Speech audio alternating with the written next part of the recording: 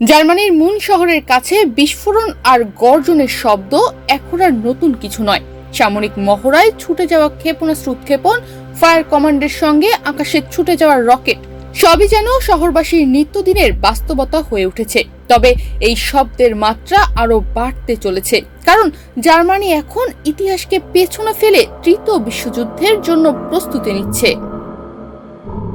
জার্মানির সামরিক বাহিনীর প্রধান জেনারেল কার্স্টেন ব্রুয়ার স্পষ্টভাবে জানিয়েছেন, ইউক্রেনে রাশিয়ার আগ্রাসনই শেষ নয়, আগামী 4 বছরের মধ্যে আরো বড় আকারের হুমকি আসতে পারে।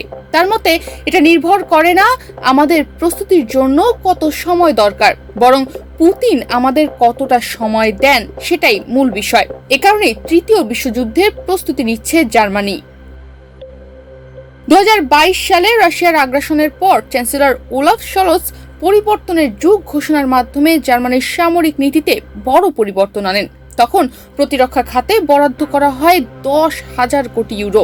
সম্প্রতি সংসদ ঋণ সংক্রান্ত বিধিনিষেধ তুলে দেওয়ার পর সেনাবাহিনীতে বিপুল বিনিয়োগের পথ উন্মুক্ত হয়েছে।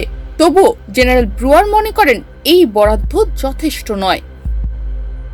তিনি বলেন, আমরা আমাদের ঘাটতির খুব সামান্য অংশ পূরণ করতে পেরেছি, বরং রাশিয়া আরো আগ্রাসী নীতিতে অস্ত্রসজ্জা জোরদার করছে, এমনটাই জানান তিনি। জার্মানির ইতিহাসে 2টি বিশ্বযুদ্ধের দাগ এখনো পুরো বিশ্বের মননে রয়ে গেছে, তবে প্রজন্ম বদলাচ্ছে। বর্তমানে জার্মানিতে রয়েছে মাত্র একটি স্থায়ী সেনা নিয়োগ কেন্দ্র। সেনা সংখ্যা 20,000 বাড়িয়ে 2,03,000 করার লক্ষ্যে তেমন অগ্রগতি হয়নি। সেনাবাহিনীতে যোগ দেওয়ার গড় বয়সসীমাও কমানো হয়নি। জেনারেল ব্রুয়ার বলেন, দেশকে ও ন্যাটো সীমান্তকে রক্ষা করার জন্য আরো 1 লাখ অতিরিক্ত সৈন্য প্রয়োজন। তার মতে বাধ্যতামূলক সেনা নিয়োগ ছাড়া এটা সম্ভবই নয়।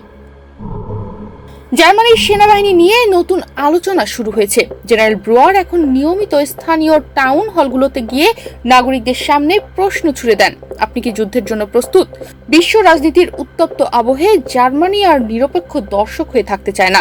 ইতিহাসের দায় পেছনে ফেলে এখন তারা যুদ্ধের জন্য প্রস্তুত হচ্ছে, অন্তত নিজেদের সুরক্ষা নিশ্চিত করতে। তনিমা রহমান, বাংলাদেশ প্রতিদিন।